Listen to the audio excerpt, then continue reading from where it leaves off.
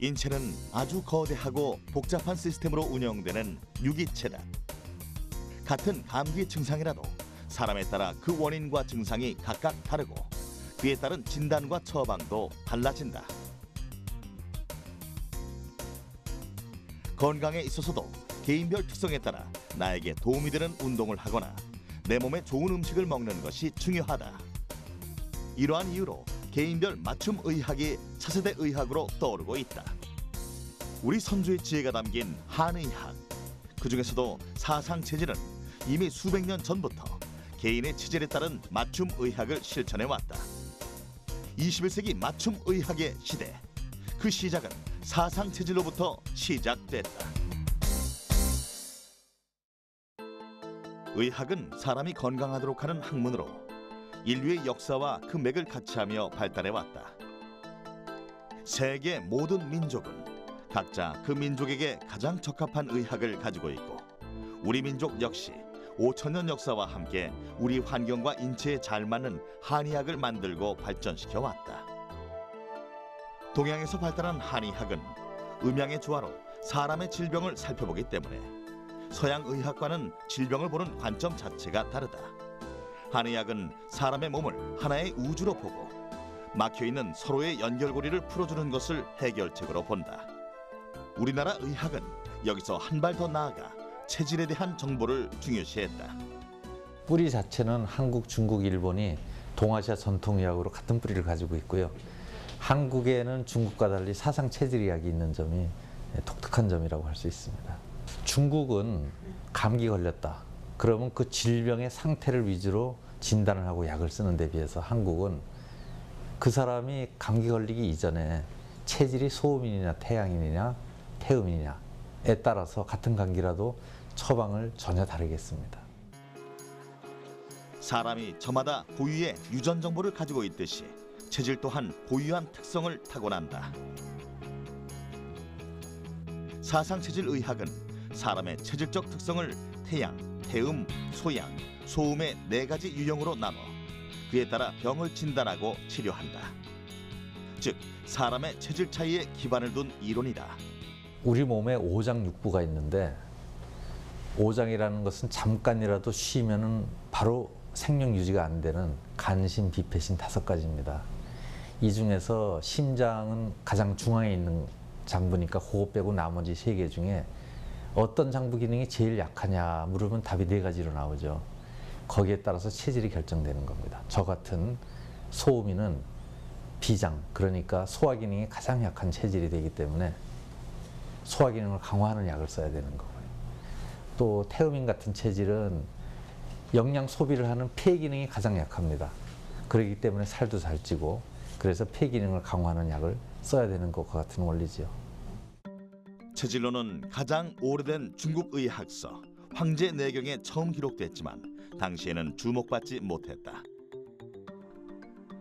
이후 이재마가 동의수세보원을 집필하면서 사상체질론은 체계를 갖춰 발전하기 시작했다.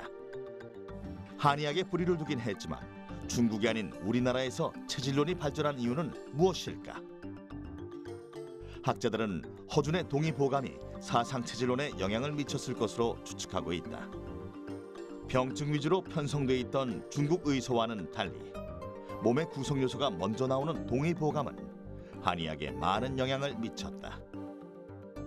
허준의 동의보감을 기반으로 한의학은 병증보다 사람을 먼저 보게 되었다고 해도 틀린 말이 아니다. 이후 같은 병이라도 사람에 따라 치료법이 달라야 한다고 믿었던 이재만은 이를 실현하기 위해 사상체질 원리를 의학과 접목시키려고 노력했고 동의수세보원을 완성시켰다.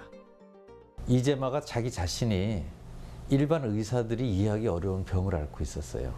갑자기 걸어가다가 다리에 힘이 빠진다든지 먹은 것이 한참 있다가 다시 올라온다든지 그래서 그 병 치료법을 자기 스스로 연구를 하다가 새로운 의학의 원리, 체질의 원리가 있구나.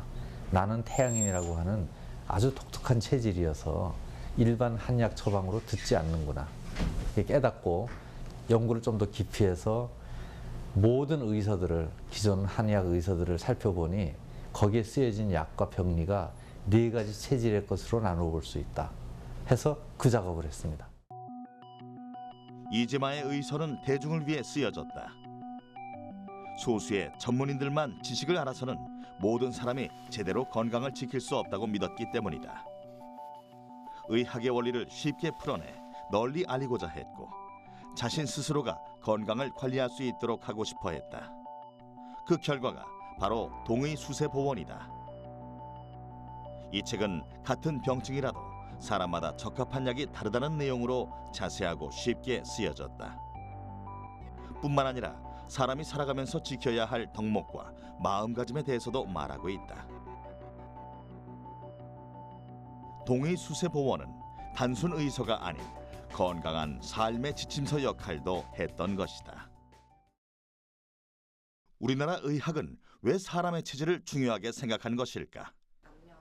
사상체질 의학의 기본 이론은 사람이 태어날 때 저마다 다른 기운을 가지고 태어난다는 것이다.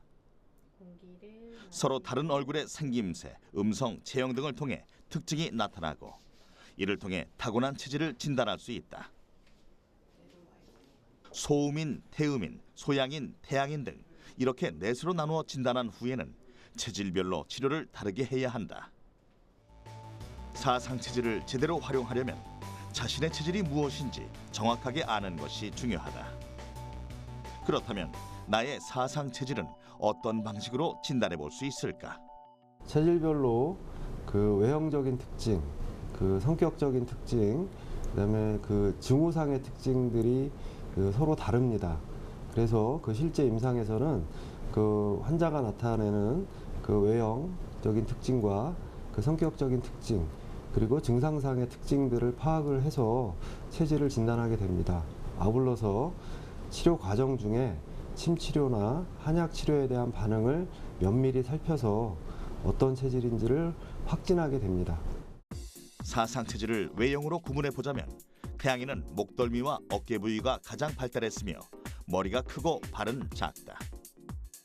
태음인은 얼굴이 큰 편으로 넓적한 사각형 얼굴이 많다. 그리고 이마는 대체로 평평하고 코가 큰 편이다. 작고 둥글둥글한 얼굴을 가진 소양인은 날카로워 보인다. 똘똘하고 용감해 보이는 동시에 사나운 인상을 갖고 있다. 단정하고 온유한 인상을 주는 소음인은 얼굴이 길쭉하면서 구조가 작고 대체로 체격이 작은 편이다. 사상체질은 성격을 통해서도 알아볼 수 있다. 세심한 성격의 소음인은 깔끔하게 정돈하는 걸 좋아하고 집에 머물러 있기를 좋아한다. 소양인은 새로운 세계를 개척하는 데 관심이 많고 주목받고 싶어 하지만 끈기가 부족하다. 반면 끈기가 강한 태음인은 대범한 성격이지만 일을 대충하는 단점이 있다. 또 리더십이 강한 태양인은 뜻대로 안 되면 불같이 화를 내는 성향이 있다. 이런 특징들을 바탕으로 역사 속 인물의 사상체질을 추측해내는 것도 가능한 일이라고 한다. 남녀노소 누구나 좋아하는 삼국지, 그 속의 인물들을 사상체질 분류법으로 추측해봤다. 불안과 질투심을 끊임없이 느끼는 제갈량은 소음인이다. 하지만 마음의 폭을 넓히는 것으로 단점을 극복해낸 대표적인 인물이라 할 수 있다. 처세술이 뛰어난 유비는 화합과 포용의 대명사다. 은근과 끈기로 천하를 가진 유비는 태음인의 장점이 모인 인물이라고 볼 수 있다. 다이내믹한 인상을 살고 간 다혈질의 장비는 소양인이다. 충동적인 성격으로 자신의 감정을 주체하지 못하고 목숨을 잃기도 했다. 조조는 태양인이다.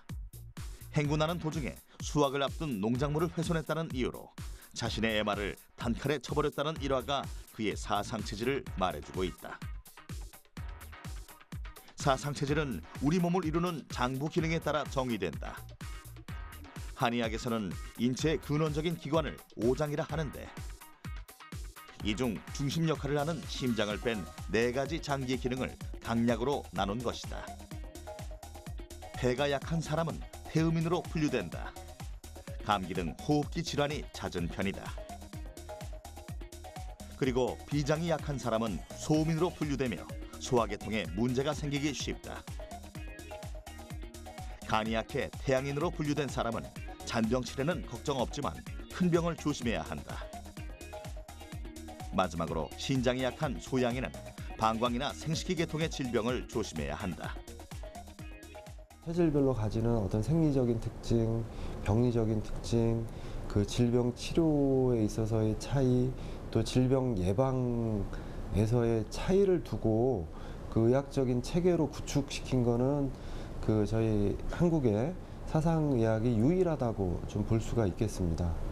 그런 게 이제 첫 번째 특징이고, 두 번째는 그동안에 많은 어떤 노하우가 축적이 돼서 이 건강을 유지하는, 특히 체질별로 단점을 극복하고 건강을 유지할 수 있는 그런 어떤 생활 속의 그 방법론들이 많이 구축이 되어 있습니다. 그래서 아주 멀리 있는 그런 체질 이야기 아니라 실생활 속에서 얼마든지 적용을 해서 응용을 하고 그를 통해서 이제 건강을 유지할 수 있는 방법이다라고 하는 측면이 다른 점이자 좀 장점이라고 할 수가 있겠습니다.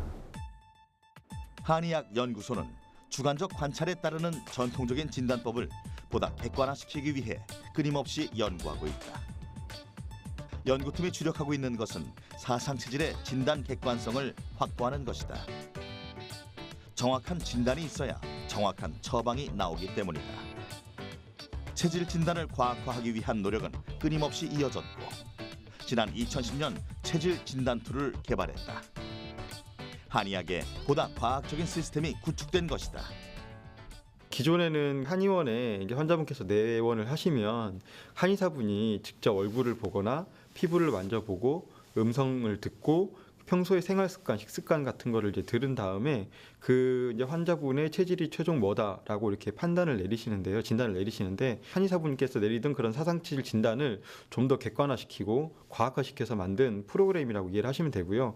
먼저 체형 측정과 사진 촬영을 통해 전반적인 외형을 파악한다. 우리는 높은 산을 올라가 그리고 목소리 측정으로 톤과 강약을 분석한다. 마지막으로 설문조사를 통해 개인별 체질 진단의 객관성을 더한다. 이렇게 진단을 마치면 각각의 데이터 값을 분석하여 결과를 알려주게 된다. 즉, 병원에 내원한 환자가 4가지 영역에 대한 진단을 받은 뒤 각각의 데이터 값을 입력하면 온라인으로 연결된 한국한의학연구원 서버에서 체질을 분석해 결과를 알려주는 시스템이다. 분류해서 최종적으로 소양입니다 라고 지금 이제 이렇게 진단 결과가 나온 거고, 이 시스템의 정확도는 얼마나 될까? 저희가 약 한 4천여 명의 데이터를 바탕으로 이제 이런 알고리즘을 개발한 건데요. 저희가 지금 자체 분석하기로는 그 정확도가 한 90% 이상 지금 나오는 것으로 알고 있습니다. 예, 그래서 이제 이런 것들은 이제 한의사 분께서 평소에 이제 한의원에 내원하시는 환자들을 이제 진단하실 때 참고로 쓰실 수 있을 것 같고요. 하지만 그 무엇보다도 정확한 체질 진단과 그에 맞는 건강관리법이라든지 치료나 이런 것들은 그 전문가인 한의사분을 통해서 이제 받으시는 게 가장 정확하다고 볼 수 있겠습니다. 이외에도 다양한 것들이 과학적 기법으로 진단되고 있다. 대표적인 예로 설진기를 꼽을 수 있다. 혀를 관찰하는 설진이라는 진단법을 과학적으로 표준화시킨 것이다. 대표를 대주시고요. 네, 앞에 화면 보시고요. 아 하시고요. 아 해주시고 혀를 쭉 내밀어 주세요. 네, 잘하셨습니다. 기기를 통해 혀를 촬영하고 나면 프로그램은 혀의 상태를 분석해 데이터로 알려준다. 이는 진단을 하고 처방을 내리는 데 있어 객관적 자료가 된다. 혀를 다시점으로 측정을 하여 가지고 혀의 색상을 교정하고 또 정확하게 측정된 값을 바탕으로 환자의 혀가 창백한지 그리고 붉은색에 좀 더 가까운지 이런 것들을 분석을 해서 환자가 열증이 많은지 한증이 많은지 이런 것들로 한의학적인 어떤 변증을 진단할 수 있도록 개발이 되었습니다.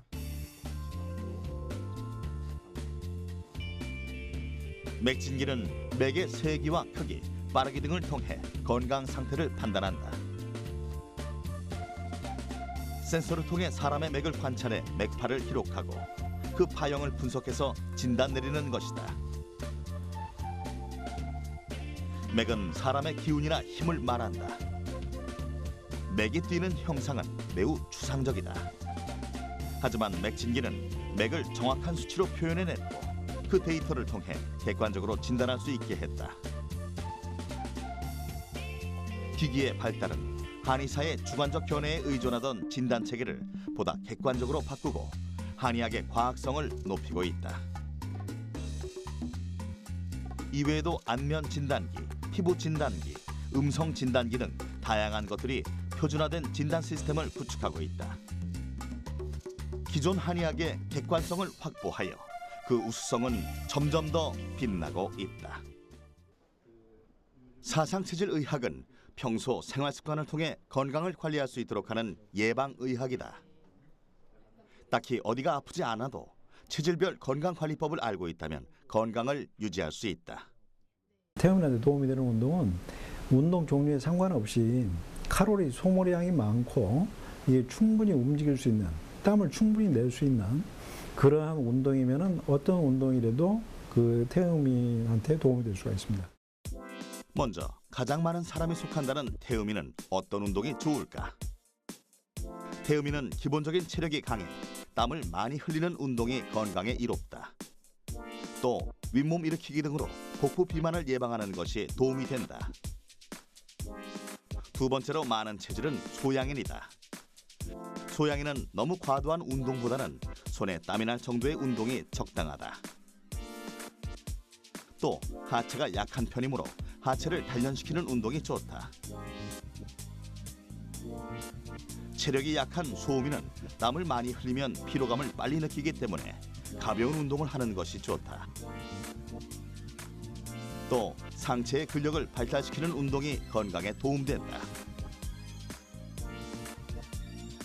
마지막으로 태양인의 운동법은 무엇일까? 체력이 약하지 않고 심한 운동을 할 필요도 없는 태양인은 상승 기운을 끌어내리는 요가나 단전호흡 같은 운동이 도움이 된다. 그렇다면 체질별로 도움이 되는 음식과 피해야 하는 음식은 무엇이 있을까?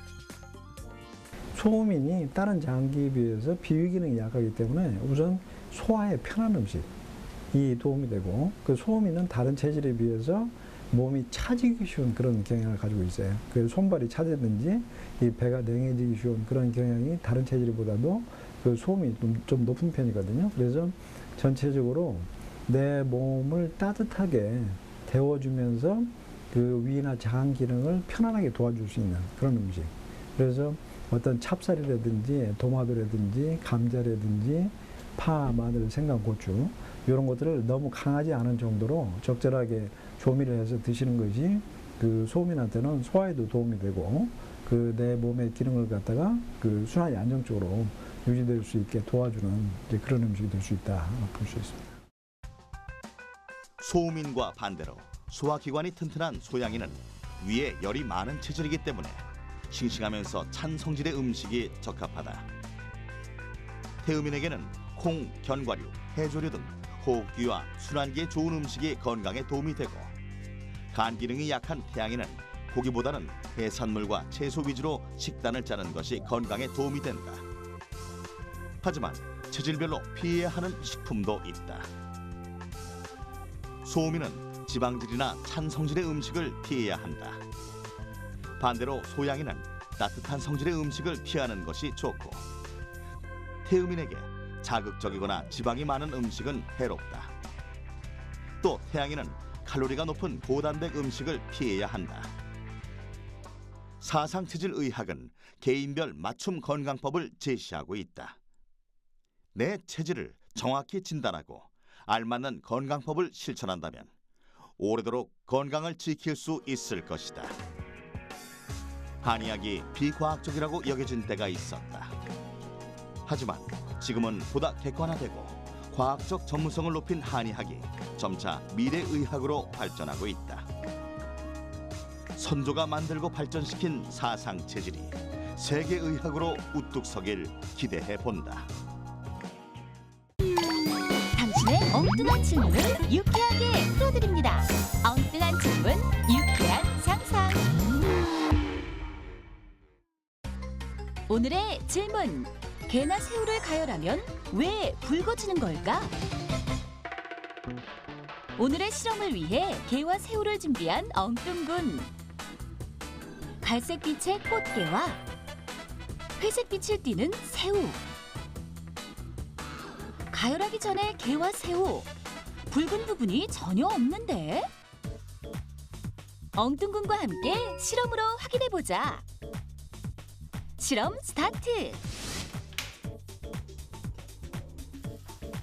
서서히 달아오르는 게와 새우. 시간이 경과함에 따라 확연히 붉어지는 것을 확인할 수 있다.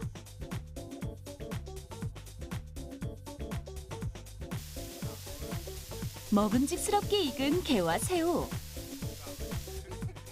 가열하기 전과 후를 비교하니 더욱더 확연한 색깔 변화. 게와 새우 껍질 속에 숨어있는 붉은색의 비밀. 낱낱이 파헤쳐보자.